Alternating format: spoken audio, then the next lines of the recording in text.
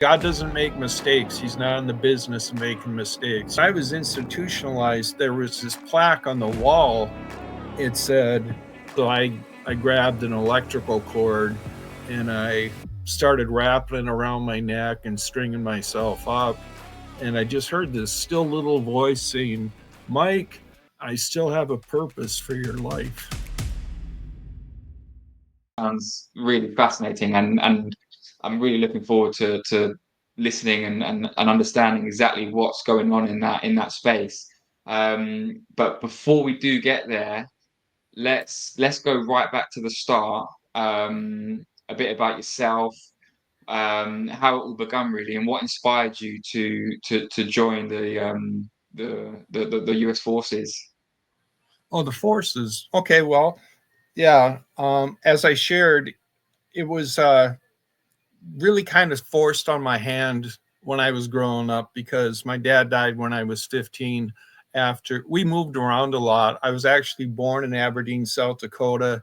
And if you ever saw the movie Forrest Gump, where he was really little and Yeah. had the braces on his legs, I had to go through that too as a child because I was born with really Wow. flat feet. So I got teased a lot as when I was growing up.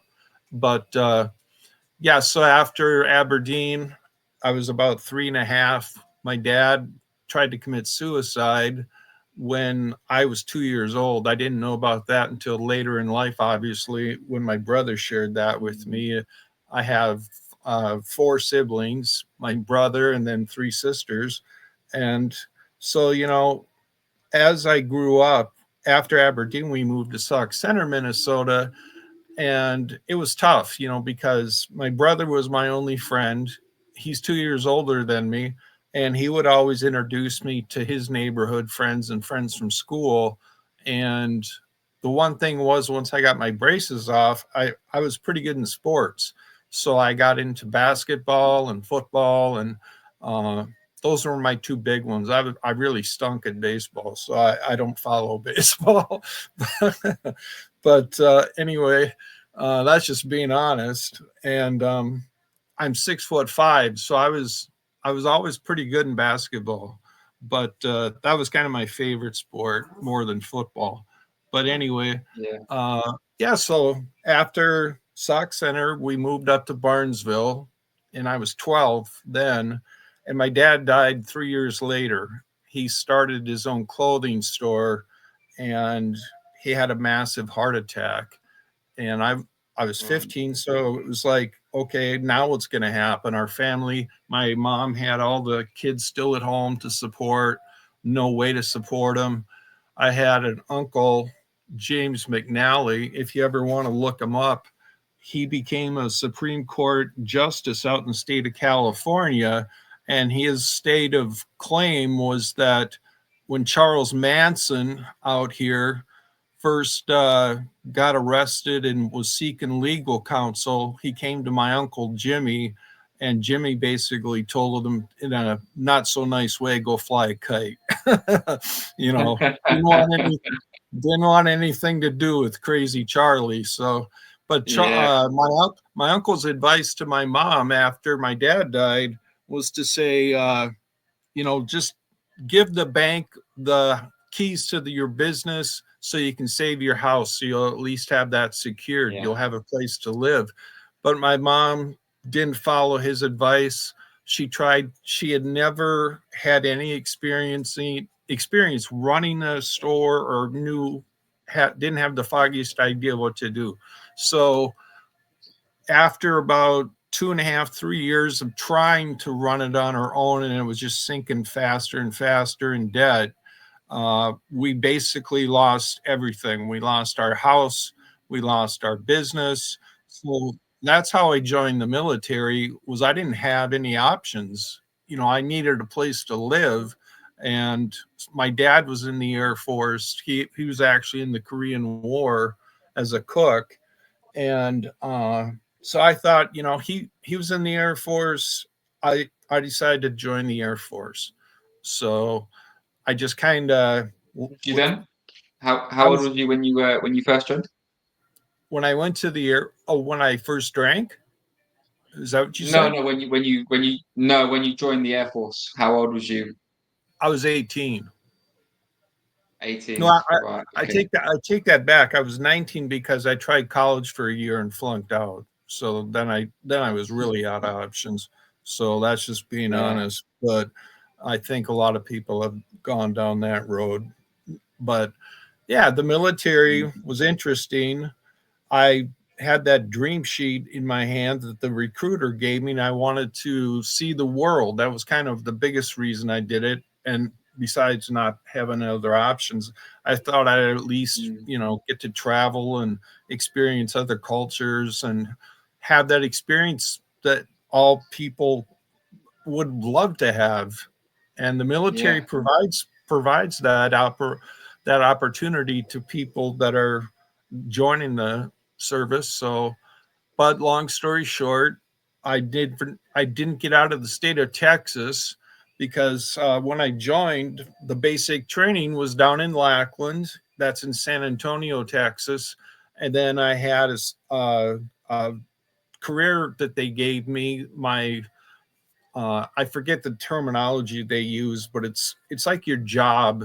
They have a name for it, but yeah. So the job I had was testing pilots, flying with NATO pilots, and taking them through the stresses of flying at altitude. And so we Okay. had pressurized altitude chamber where I worked. We took them parasailing. We took them through ejection seat training and all this other fun stuff. But that didn't prepare me for anything on the outside. And when I got Mm. bored, I started to get into trouble in the military. I started to drink a lot. And then I found guys not too shortly into my service that were using marijuana. So I started doing that with those guys as well. And what happened to us was there was this gentleman that I got high with one time, and he came on base one night with a pound of marijuana and sold it to an undercover cop. And when he got busted, he started naming names of people that he knew were also smoking pot so that he could try and save his own skin. And they gave us the option after the 12 of us all got busted together to say, well, you can fight it in a military court, but if you lose, you'd be going down to Leavenworth for a minimum of 6 months, doing hard time. And it's like, I'm just going to take the medical discharge. I'm going to go down that road because I'm just going to go back home to Fargo and figure it out once I get there. So I put all my stuff in a U-Haul, took that fateful trip back home to Fargo, and just kind of had to go the hard road in life to find my path. I had to Yeah. work construction 7 days a week, 12-hour shifts, just to be able to put food on the table. Then I bumped into a buddy of mine that was in the Marine Corps that I had met when I was in college for that year that I flunked out. And the biggest reason I flunked out of college was because I met up with him. He liked to smoke his marijuana, so we were big buddies. So one night, as it Yeah. turned out, I was in the bars with him, and he said, "Hey, how about we get together and we'll rent a place?" And then that turned out to be the best thing I ever did because he started training me physically. He was a fifth Yeah. degree black belt in karate and taekwondo and all this stuff that he was very, very accomplished in. He had all these trophies from all the tournaments he'd won and stuff. So he got me in the best shape of my life. We'd hit the weights. We'd do the. You see my puppy behind me here. Come here, Baxter. Yeah. So it was kind of a fun time. It was summer of '87. That was the summer right before I met my wife. I met her in the fall of '88, and we've been married for just over 35 years, and that's kind of a story in and of itself. But Yeah. yeah, Amazing. yeah, after the all the stuff I put her through and my son too, for all those years, it was just kind of one of those things that I just kind of felt like nowadays I'm called to join into the ministry and the community as much as possible, and to try and Mm, make up for all the hard years that I did I did have going through all the treatment centers and the homeless shelters and everything else, the jail. I had civil commitments placed on me in 2 states where I lost my what freedoms. does this A what does this civil mean? What's civil? Yeah, a civil commitment means that medically or mentally they think you're too unfit to be in the community, so they want you to sit in a place until your uh, mental faculties basically get balanced out through medications and stuff. So I had to go in front of plenty of judges to beg for my freedom, and they always denied me. So I spent two of those civil commitments in chains in different states, and then I also got institutionalized for 6 weeks at the state hospital as they were trying to figure out my medications. So, all these things I had gone through in my life kind of took me to that point of journaling, which I shared in the radio interview too, was to say, Yeah. that's the only thing when everybody else left me and kind of turned their back on me. My oldest sister came over here to Fargo and said he needs to be, in a facility. He doesn't Right. belong on the streets anymore. That really hurt to hear that. But I found a good Mm, doctor up at the VA that really helps me these days. And, my medications are balanced now. And that was the big problem I had all my life. So if you come out of a life of addiction, like with me, it was alcohol, and others, like I mentioned earlier, it could be anything. But yeah. I'm bipolar, so that's kind of what they were trying to address medically all the time I was in those facilities, is to say we have to get his medications balanced. And I was always like having very strange sleep patterns. I would sleep for like maybe 2 hours a night, then I'd be up, and then they were trying to get me back to bed. And I just had, I don't know if you read my sample chapters on my book, but on my website I should say, but Yeah. those are really graphic. Did you read those? Yeah. Yeah, Yeah. I've briefly skimmed over them, so it'd be great to look into them to more detail. Just quickly before we move on, what sort of, if any, support did the military give to you? Obviously, once they discharged you, was there any support from them No. on next steps or anything? None at all. No, no. Once you're discharged in the fashion that us guys were, they basically said, hey, good riddance, go Mm, live however you want. My boss that was over the top of me, I'll never forget what he said to me once he found out that I was on the list for people that were going to be kicked out. He said to me, "Go back to whatever rock you crawled out from before you joined the military and live your crappy life." And that was kind of the one support he gave me, was a swift boot up my butt on the way out the door. wow, So that's yeah, crazy. that So, go on, sorry, carry on. no, I was just gonna say that that's the only support I got. It was just basically, Yeah. go figure it out for yourself. So I had to do that. And like I shared with you, it was not a easy road by any stretch of the imagination. It was a life I wouldn't wish on Mm, anybody.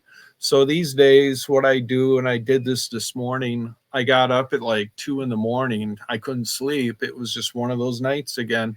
Because it takes, even now that I'm not drinking and all this other stuff, it takes years for your brain chemistry to get back on track to where it doesn't need all the medications and everything else. It will balance out over time. And they tell you that yeah, if you're in those treatment centers, they say depending on how long you were using or how hard you were using, those factors play in. And so it was like saying, okay, Mike, uh, go figure it out and deal with it.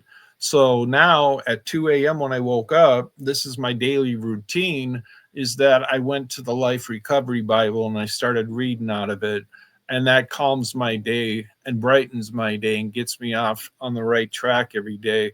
And I do that before I go to bed at night too, and during the day as well, just so I'm grounded in God's word and saying, you know what, I don't have to live like I did in the past, because God loves me just like he loves everybody, and he wants to see you have the future that he put you on this earth for.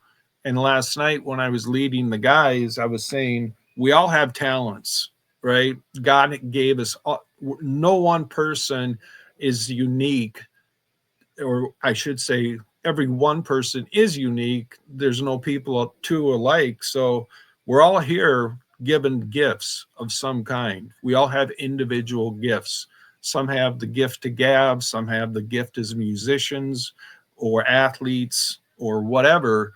And I don't know what my gift is. Some people say I have just that personality where I can go up to anybody and start a conversation and just sit down and say, like I shared with you, hey, what's your thing that I can pray for you about today? If you need somebody to talk to, I'm here, and just be honest and genuine with them. And I think that's why I'm here, is to just share my story and say, you know what, hey, I've been down that road. I'll never forget that when I didn't share this in the radio interview, but when I was institutionalized, there was this plaque on the wall. It said, um, you have been given this life because you're strong enough to live it. And that really encouraged me, because yeah. like I said, there was nobody else around that I could turn to or talk to. So that really encouraged me and gave me the spring in my step that I needed when I was in that really dark place. Wow. So, but before you started reading, obviously the Bible, and you're doing these, you said that you obviously you run Small these men's events group. and these yeah. What did you use before then to cope or to manage that? What was that like?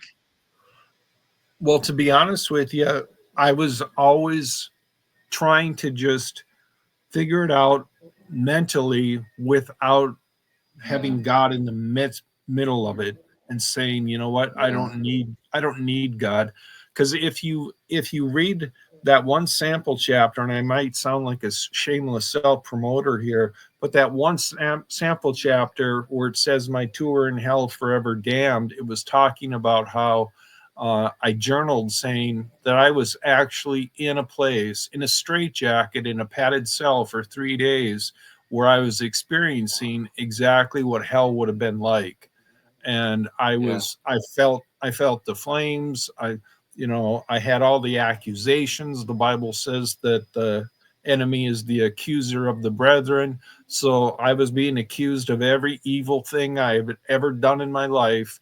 And it was like I was just in a state where there was like I knew there was no hope of ever getting out of that state. And when I came to, there was this nurse in there, and I was strapped to a bed, and she said, Mike, are you awake? And I just looked at her, and she told me later, she said, Mike, I want to share this with you. When you came out of that, uh, jumping around in the padded cell for those 3 days and stuff, and I woke you up, you look like a cornered animal, scared cornered animal. Your eyes were just like saucers. And that wow, was so after that experience, I drank so heavy that it was like I couldn't figure out why God would have me go through that. And I think Yeah. now that I shared that with you, I think it's to say to people, not only is heaven real, but so is hell. Because Yeah. Jesus in the Bible talks about that as much as he does, and even more so than heaven. He warns about how awful that is. And if you read the 16th chapter of Luke, which is in my autobiography, it's about the parable of the rich man and Lazarus. And the rich man's in hell, and Lazarus is taken down in by Father Abraham to show him that. And the rich man's in torment and says to him, Father Abraham, please have Lazarus dip your a finger in some water because my tongue is on fire and unquenchable.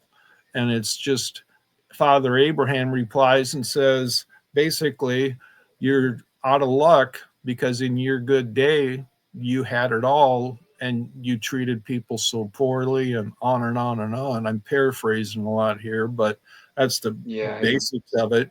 And so yeah, it shares that story. And I knew what it was like because I experienced it, like I said. And when I write about it and people comment on it, the comment I always get when I share my story with people and I give out my autobiography for free to people is to say that when they read it, they didn't have any idea until they read it how intense it was, because it's raw and it's talking about um, the truth about what people go through that have bipolar, and those episodes, what they can be like, how awful they can be.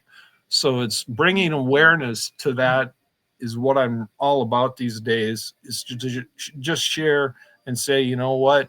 Hey, if I can survive it, just like the plaque said, right?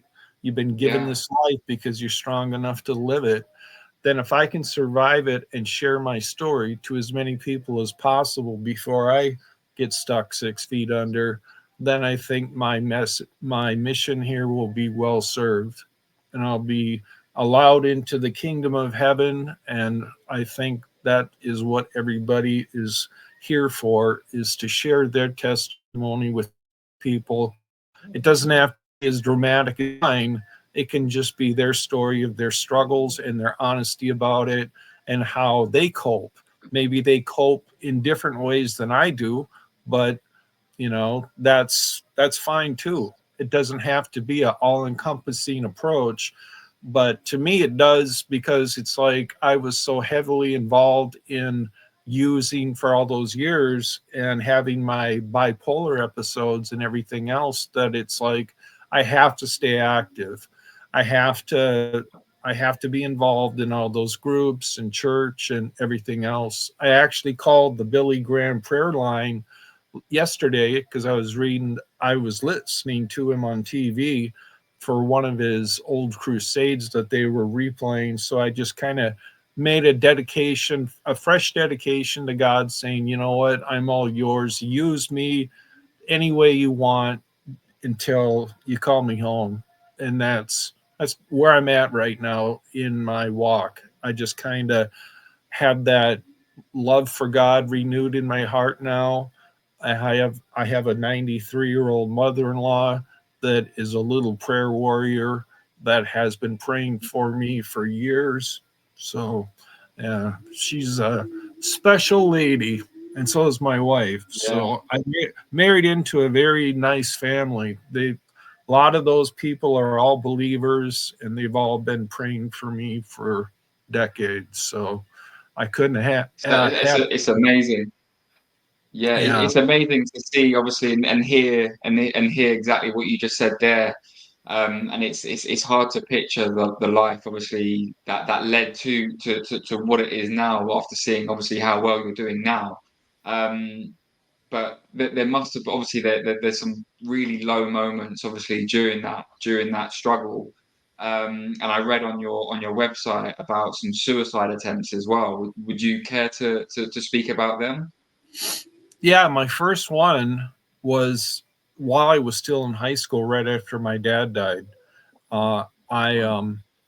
yeah, I did something really stupid. I had convinced some friends of mine to let me drive their car, one of their vehicles, on a crazy ride, and I had the intent of not only killing myself but them too by driving the Mm. car 100 miles an hour head on into an oncoming two-way highway where there was like a lift. So when we hit that, there's blind spots all over to where when you're going down that road as fast as you can, they were screaming to the top of their lungs, saying, "What are we? What are you doing? What the hell's going on?" And didn't say anything. I just kept driving, right, intoxicated out of my mind, and hit it. But I'd always tried that before on my own, and it never worked. So I just kept trying it until I finally did connect with another vehicle. But that, by the grace of God, that never actually happened. We came so close. We flew over the highway at 100 miles an hour and wound up in the ditch upside down in the car. And it was filled with water because it was springtime out. So, needless to say, I lost all my friends from school because they thought, man, this guy is nuts. So, yeah, that was my first attempt, and then my second attempt Yeah. uh, was I got back home after being in one of the homeless shelters, and in our basement there are these beams that you could, if you wanted to, you could hang yourself on them. So I grabbed an electrical cord and I started wrapping it around my neck and stringing myself up, and I just heard this still little voice saying, "Mike, I still have a purpose for your life." Wow. And that stopped me. Wow. That wow. That is that's very touching. And have you always been religious then? Even back then, you believed in God. Yeah. Well, I tell you what, Jack, I when I was growing up, my family was raised me as a Catholic, and Okay. I'm not going to get into bashing Catholics here, but um I when I met my wife, I converted into like an evangelical free type of church to where I did away with Catholicism, and my dearly departed mother was not happy because I left the Catholic Church. So that in our church these days, they just teach out of the Bible. There's not as much tradition and all of the pageantry that you have in the Catholic Church. It's more just reading out of God's word and letting letting that message speak to you in church. Mm. So to be honest with you, I'm not uh, attending church nearly as often as I need to, but that recommitment yesterday when I was telling you about Billy Graham, that I will be from this day forward going to church every Sunday. I need to pick up my game on that. My wife and I should be going together, and that's been missing now for a long time. But um, it's kind of a balancing act too, because I had a really good guy that used to lead our Thursday night men's group, and he was always there in that group and all these other groups, and his wife finally gave him an ultimatum and said, you know, I need you home to play the role of husband more than having you out in the community so much. But my wife is so understanding.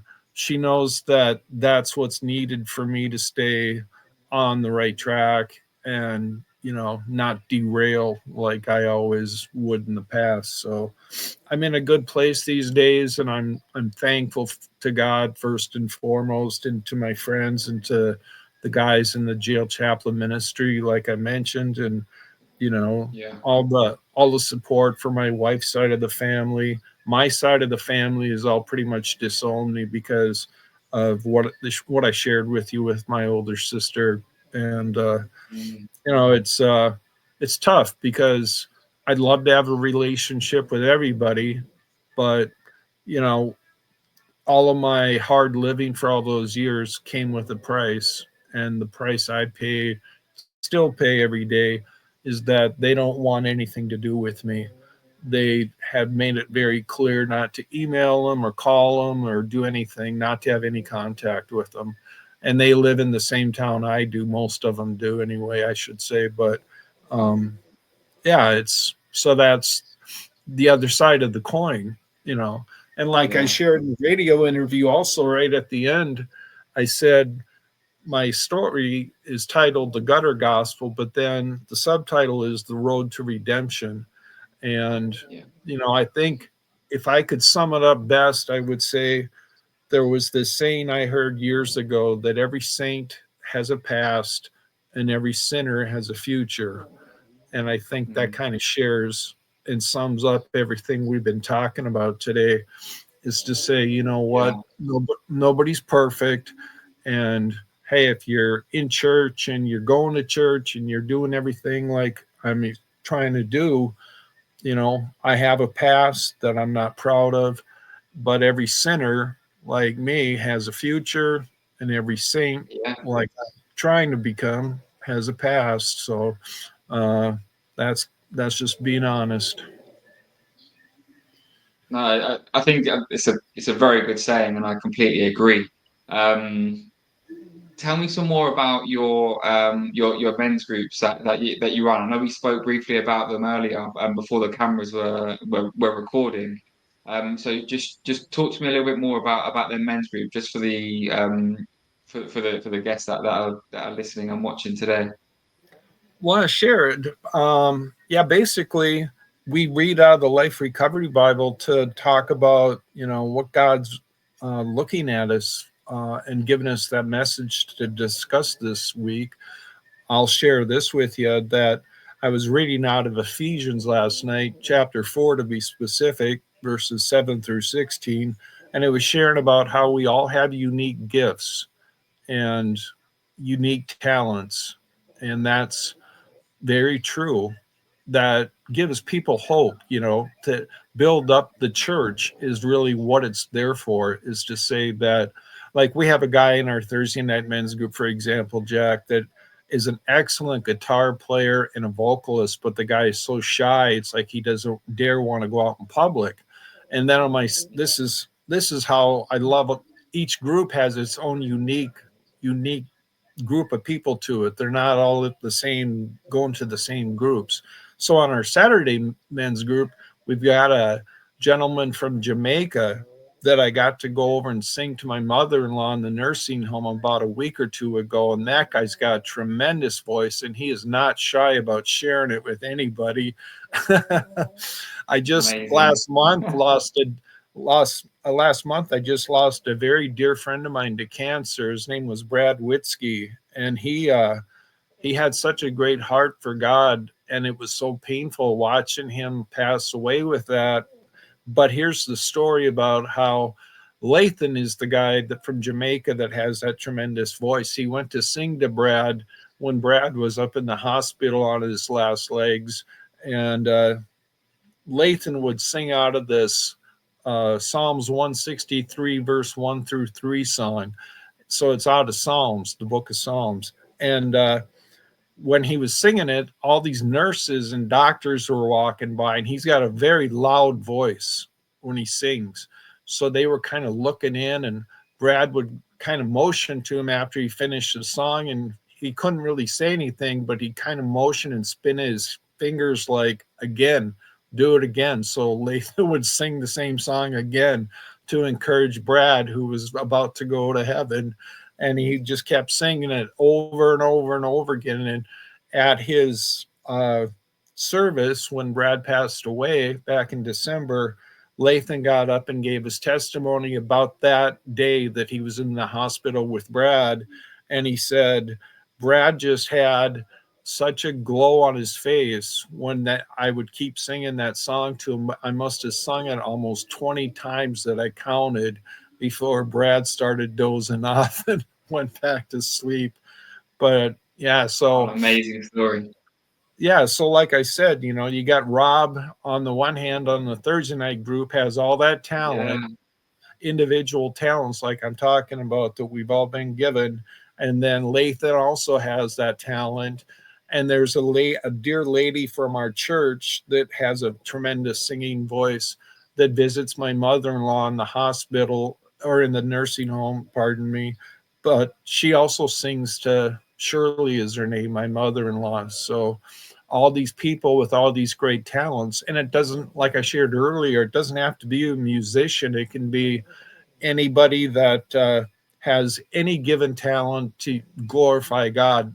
Whenever people interview sport athletes, as an example, after a big win, they'll say, I want to thank my Lord and Savior Jesus Christ. They have the talent to play some type of position to a very high level in the professional ranks. And so we got a guy up here that's going to be speaking Sunday night at the men's group that just won the national championship at our division. It's the NDSU Bison, and we've won 10 national titles in the last, I think it's 15 years since they moved up to Wow. that division. And that's just one division below, like Georgia and Alabama and all those big Yeah. schools. So they've got a lot of talented guys on that roster. And one of them that was the linebacker, starting linebacker for him, is going to be speaking at the Sunday night men's group and glorifying God for what God's given him the talent to do in his life as an athlete, to have that platform to share the gospel. So that's what it's all about, really, in the end. That's why we're all here, is to, Mm. glorify God and find our purpose in life. You know what I mean? It's like if we can find our purpose in life, the rest is gravy. No, I agree. I agree. And you spoke earlier about a film as well. Yeah, What's that if all about? you I can send you a link if you guys want to look it up. It Yeah, spells out, definitely. yeah, it spells out it's called I, so the letter I, then C as in cat, V Yeah. as in victory, M as in media. So it's the International Christian Video uh, Media Platform.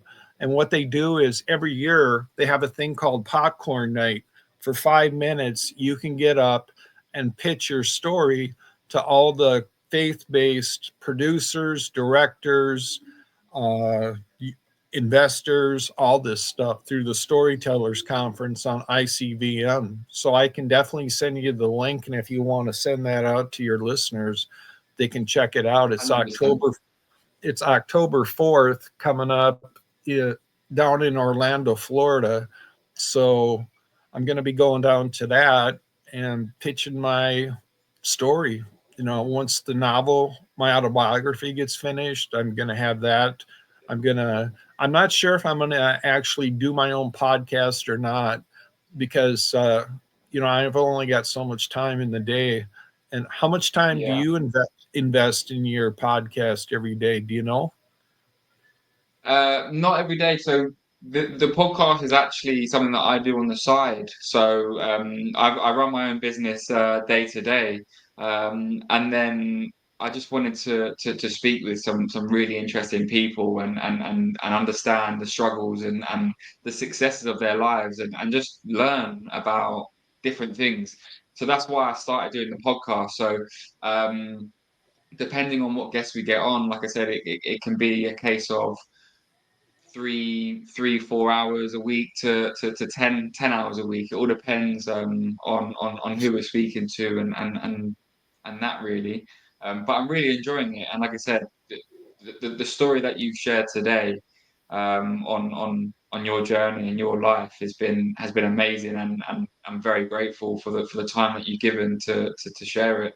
It's truly fascinating, um, and it's great to see that someone can come from the lowest of lows of a suicide attempt to where you are now, being able to talk about it and run men's groups and advocate for US veterans and just other people in general that are going through a hard time and struggling in life, because like you said, life isn't easy, and there's definitely obstacles in the way that you have to overcome, and again, it's great to see how well um, you've come and what you're doing for the society and your community.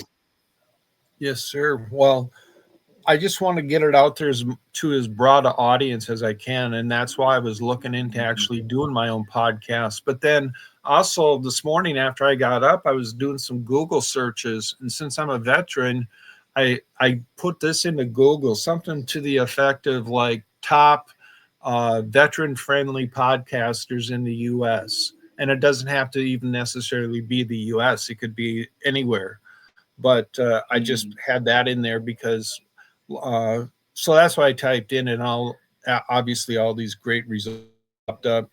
So when I go to the VA with my custom shirts, as I was sharing with you earlier, I just feel at home within the VA because those guys are so easy to talk to for me. As I was sharing earlier, I just go up to them and say, "Hey, I want to thank you for your service. And when did you serve? What branch were you in?" And so I go up there all the time. Like I was just up there last week for some dental work, and same thing. You just conversations just get sparked up right away when you're up there with those guys.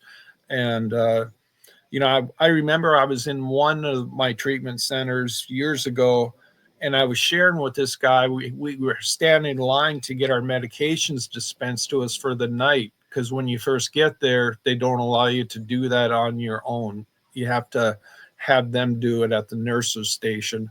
So he was ahead of me, and we were just kind of striking up a conversation, and I shared a little bit about my past. And I said, sir, I don't really feel like I'm qualified to be a veteran because I was kicked out after just under 2.5 years for smoking pot.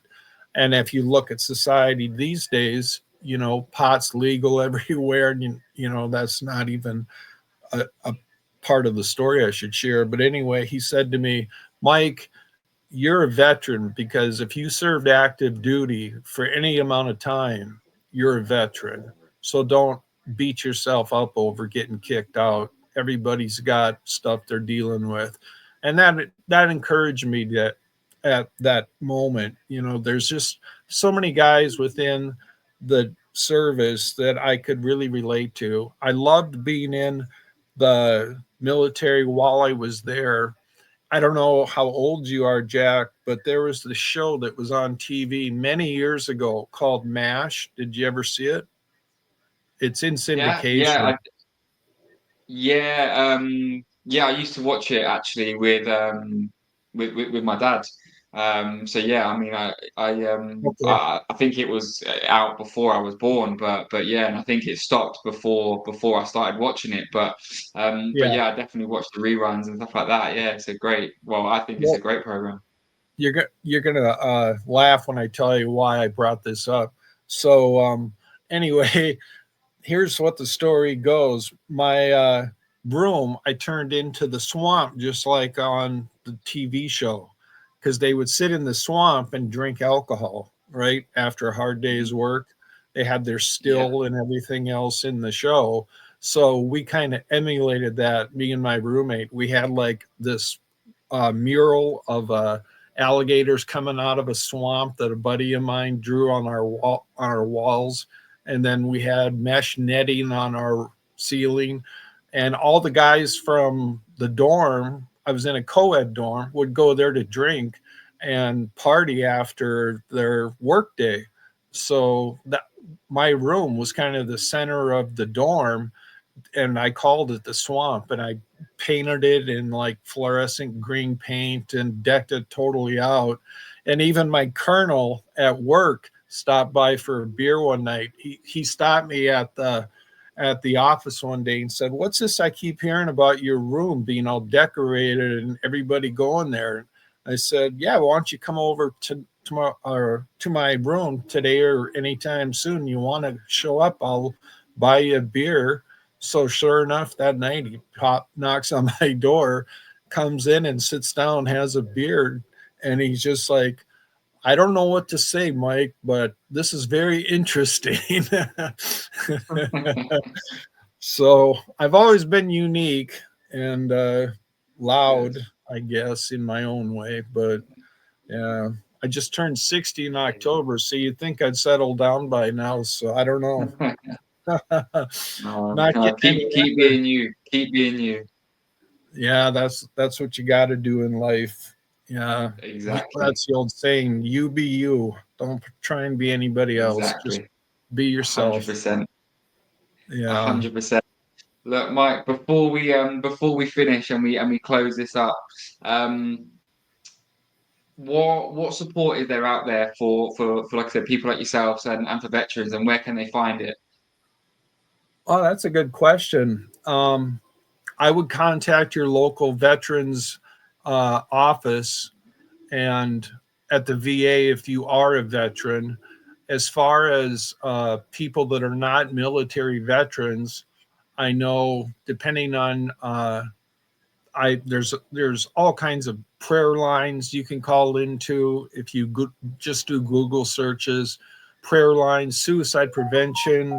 Um, there's all these different things that are out there in the community and out in the world to help people if they reach out. And reaching out is the hardest thing to do. I was isolating for all those years, but I just heard something interesting on the radio today that said that God doesn't want you stuck in the past. He's got a bright future for you. So if you can kind of cling to that thought and then reach out for the help you need, it's out there for you. So just go online, and look up whatever it is that you think fits after you've heard this conversation with you, Jack, and myself, and say, Mm. okay, well, I'm considering suicide, like Mike shared with. And I apologize for getting a little emotional when I was talking about it, but it's Oh, painful no when need to apologize. it's painful when you're in those dark places. It's very painful. Mm. So I would encourage people greatly to reach out for help and don't be afraid to do that because God's got a bright future for you. God doesn't make mistakes. He's not in the business of making mistakes. You were born for a reason, and cling to that and say, okay, feel free to call me. I just I'll make my email. You send them to Jack, and then Jack will forward them to me, and I'll if that's okay, Jack, and Of I'll course, yeah, of course. yeah I'll respond to them very quickly because I have right now I'm 100% disabled military veteran, which means that I have at the first of the month I get a nice sizable check from the government because I'm unable to work anymore. So I Right. now I now am fully retired, so I enjoy all my free time with my three dogs and responding to emails and phone calls and texts and everything else. So yeah, I hope that answers your question. Feel free to reach out to yourself, and then you can forward their information on to me, and I can put them in contact with whoever it is, whatever it is that they're struggling with. I'll help them, each and every one by one, because I just heard this thing on Mm. the radio. This was yesterday. There's this gentleman now going out. His goal in life before he dies is to touch as many people one on one as he can before he dies, and so he strikes up conversations with them and finds the most amazing stories and people. So that's what I would encourage people to do, is to say, you know what, that is that's going to give me a fuel to continue to go on to the next day. God's got the future, and he's got a plan for you, a perfect plan. I wish I could quote that verse out of Jeremiah, It goes something like God, God's path for you. I'm butchering this really poorly, but it's God's got a bright God's got a bright future for you is the message. So I'll in the meantime, when you do get those forwarded to me, I'll look it up and get that verse to them. So I'll give them a lot of Amazing. Bible verses, but I'm not going to thump the Bible. I'm going to be talking to them one on one, to have them feel free to give me their phone numbers or whatever, because I'll reach back out to them and share as much time as they want with me. I'll leave it at this. I have a chapter in my book that talks about the Sea of Tears, and that's something I saw in my dream one night, and I wrote about it. And it says the story basically goes like, I saw Christ coming towards me in this beautiful glassy sea that looked so crystal beautiful, it was undescribable. And then off to my right was this beautiful multicolored waterfall, and then behind me was this great big stack of dirty, filthy, muddy pennies. So this was the parable in my dream. And so Christ approaches me, and I'm asking questions like, what does all this mean? And he said, Mike, go to the uh, pile of pennies behind you and just take one of the muddy pennies and come back here by my feet. So I did it, and I go, okay, God, now what? And he goes, wash it in the sea of tears until it comes crystal clear and bright as a shiny new penny. So I did that, and he goes, job well done, Mike. And then he, I said, well, what does this mean, Lord? And he said, the parable of the muddy penny is that make one penny shine. The penny represents one hurting soul. And if you can make that one penny shine brightly by caring for it deeply, it will then take another muddy penny from the pile and do the same parable behind time and time again until all the muddy pennies are taken care of on my planet. 100% agree. 100%. Couldn't agree more. I think that's a great way to end our conversation today. So, as long as there's nothing else that you want to discuss or finish up with, Can I get a recording of this info, of recording? course. Yeah, Yeah, could of course. I'll email that over to you, 100%. And like I said, I'll put obviously my email address and that um, in the description of this podcast. And anyone that is struggling or wants to reach out to Mike, just feel free to drop me a message, and we'll put you in touch together. And I'm sure Mike will be able to help you and have some meaningful conversations. beautiful. Yeah, like I said, feel free to send them all over to me, and I'll take care of them for you. Perfect. I really appreciate that, Mike, and I really appreciate your time. And thank you so much for sharing so much of your story. It's again really appreciated.